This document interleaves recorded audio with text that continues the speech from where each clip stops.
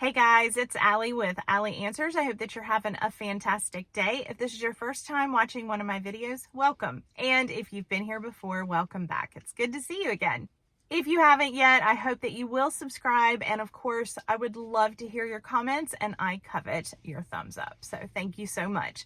The more that you interact with this channel, the more people will see these videos and the more good that we can do. Being a caregiver is really hard.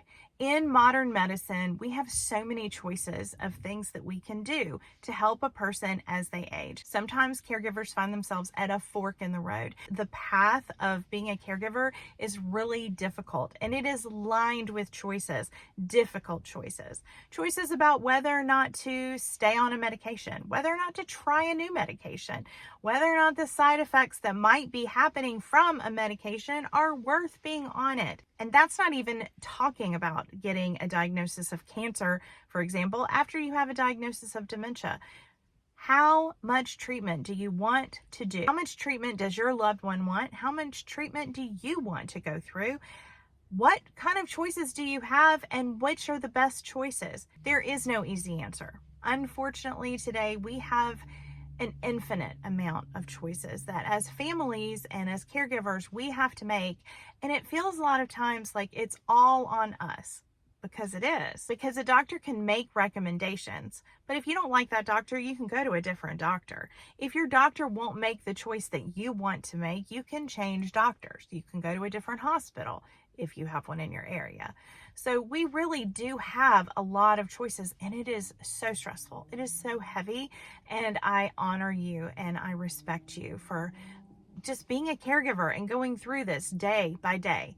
But the guilt that we carry as especially family caregivers can be so heavy. Maybe the person that you love has wounds and you're trying to decide what the best course of action is when it comes to wound care. Should you go to a wound clinic? Should they be on hospice? If they're already on hospice, should you stay on hospice? I can tell you one thing I know for sure is that there's no right answer. Because we don't see the end result and can't look backwards to see what the best choices are, all we can do is be as educated as we can be.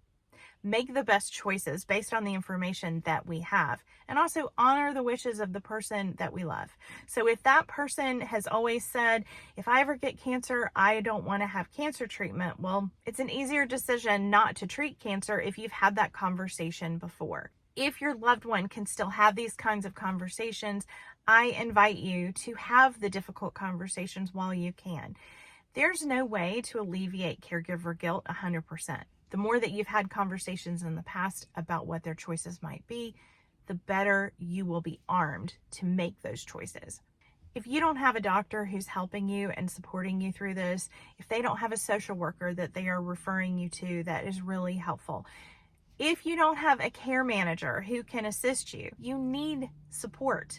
You need someone to talk these things through with. No matter what treatments we choose, no matter what medications we try, the person that you love has a set number of days, a marked number of days. They're not going to be able to live happy and healthy past a certain amount of time. You just have to make the very best choices that you can with the information that you have. Being a family caregiver can feel like playing God. So don't do it alone if you don't have to. Make sure that you have the support around you that you need. And know that ultimately, no matter what choices you make, it's most important that your loved one knows that they are loved, that they are cared for and treasured. We can't change the fact that our loved ones have certain diseases or that their life may be limited by certain things that are happening in their body. No one's going to live forever, but we can make sure that our loved ones have the best quality of life and that we make choices that align with their wishes. I appreciate how hard it is to be a family caregiver. Thank you for all that you do. It was good hanging out with you, and I'll see you next time. Bye-bye.